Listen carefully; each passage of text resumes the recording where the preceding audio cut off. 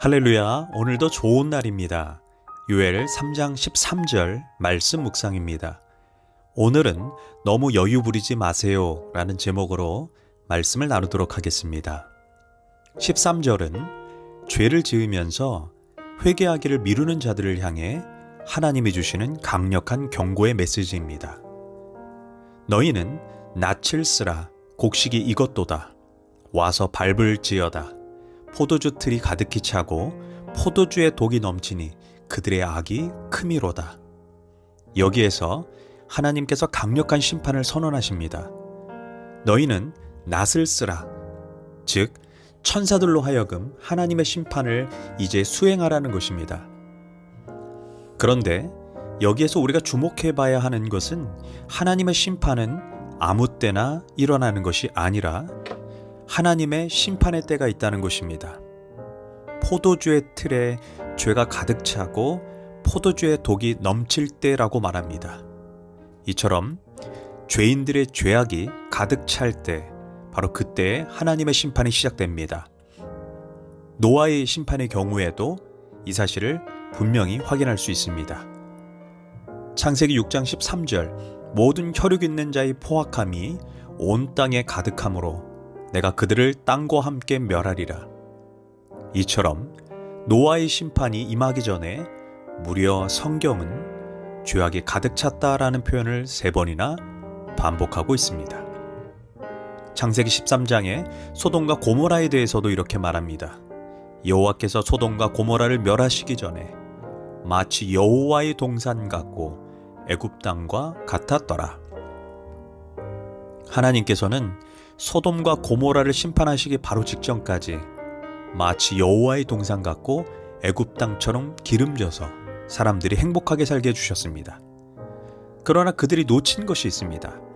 그들은 죄를 지었음에도 하나님의 심판이 즉각적으로 임하지 않자 이렇게 생각할 수도 있습니다. 아, 이 정도는 하나님도 그냥 허용하시고 묵인하시는구나. 그렇지, 이 정도 죄지지 않고 사는 인간이 어디 있겠어 라고 핑계를 댔을 수도 있습니다. 그러나 하나님이 그들의 죄악을 방관하고 묵인한 것이 아니라 바로 그들이 죄악이 가득 찰 때까지 하나님이 기다리신 것입니다. 왜 기다렸을까요? 에라, 내가 꼭 참는다. 좀만 기다려라. 내가 인정사정 없이 다 싸그리 때려 죽이겠다. 아니, 이런 사악한 심정이었을까요? 아닙니다. 하나님은 그래도 그들이 회개할 때까지 기다리고 또 기다리신 것입니다. 그러나 그들은 하루하루 회개를 미루다가 결국 회개의 때를 놓친 것입니다. 드디어 창세기 18장 20절은 언급합니다. 하나님께서 이르시되 소돔과 고모라에 대한 부르짖음이 크고 그 죄악이 이제 심히 무거우니라고 선언하십니다. 즉 그들의 죄악이 심히 무거운 상태가 되자 이제 가차없는 심판이 임하게 되는 것입니다. 다시 반복해서 말씀드리지만 하나님은 왜 이렇게 죄악이 가득 찰 때까지 심판을 연기하셨을까요? 이사야 30장 18절은 말합니다. 여호와께서 기다리시나니 이는 너희에게 은혜를 베풀려 하심이요.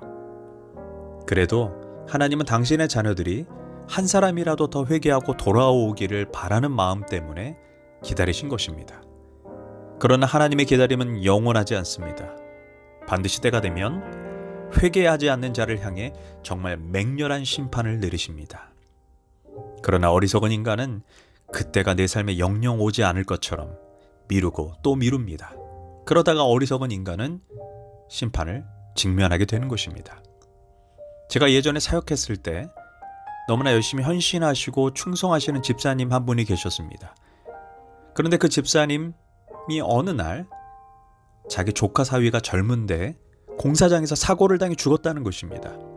그러면서 장례식장에 가시기 전에 그 조카 사위에 대해 잠시 저에게 말씀해 주셨습니다. 참으로 가슴 아팠습니다.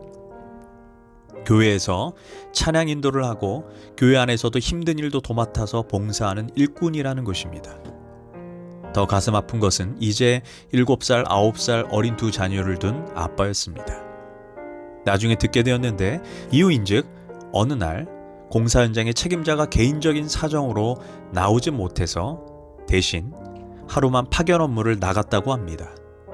그런데 공사 현장에 발을 내딛자마자 가는 날이 장날이라고 위에서 엄청난 크기의 철골이 그의 머리 위에 곧바로 떨어져서 그 자리에서 즉사하는 일이 일어난 것입니다.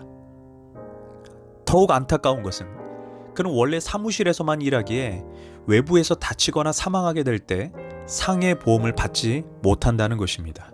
참으로 안타까운 일입니다.